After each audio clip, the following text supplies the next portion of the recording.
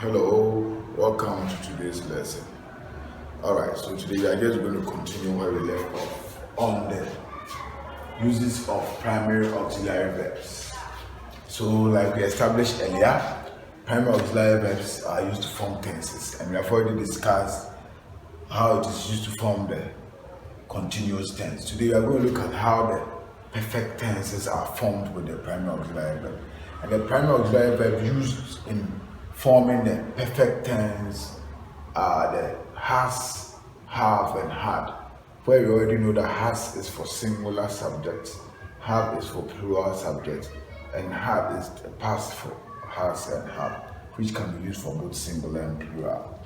Alright, so the very first one we're looking at is present perfect tense. And with the present perfect tense, we use the has and have to express the present perfect tense. So let's look at an example, or let me explain this now. To express the present perfect tense, present perfect tense is used to express an action or a situation that happened in the past and has not changed in the present. What do I mean by that? Let's use the example to understand it better.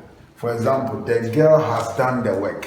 What it means is that the girl has done the work, and then as at when we are reporting, you see that the work has been done. So the thing already happened in the past, but its effect is being seen in the future. The second example says that the boys have come here. So if you are reporting a situation in this one, it means that as at when you are talking, the boys are there, but they came earlier. So the thing happened in the past, and it is still what? Having effect in the present. So that is when we use the word present perfect tense, and you can see them here. Has being the auxiliary verb here, and then have being the auxiliary verb here. And has because the girl is singular, and then have because the boys are plural. So that is how we express the present perfect tense with the auxiliary verb have.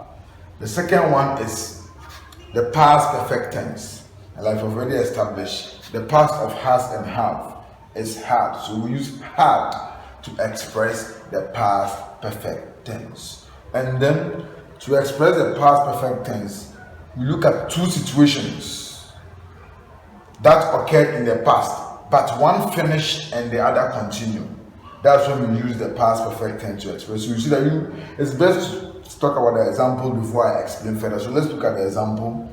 He had swept the room is the first action when his sister came. So both actions happened in the past, but one finished before the other continued. So anytime you want to express that situation, that is when we use the past perfect tense. And your best auxiliary verb is what? Had.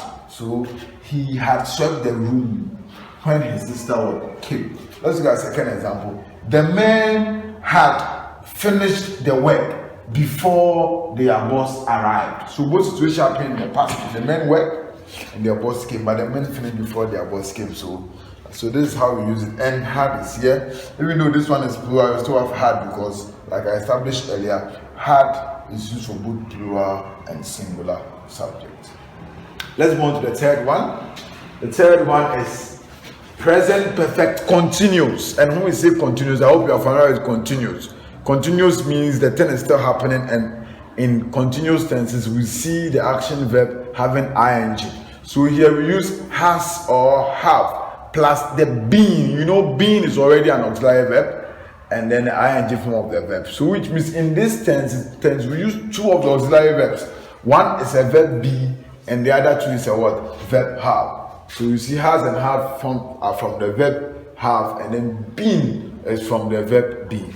Both of them are auxiliary verbs. So that's to make it the function of an auxiliary verb.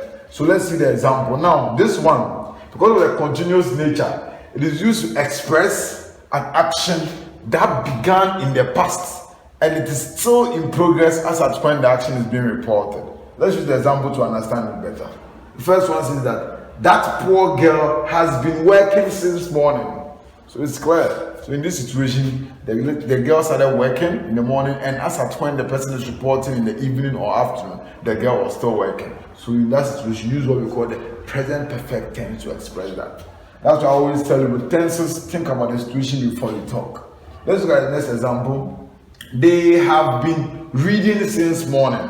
So as at the time that the person is reported, that is either afternoon or evening, they are still what? Reading. So the situation began in the past and was still or is still in progress at the time of reporting.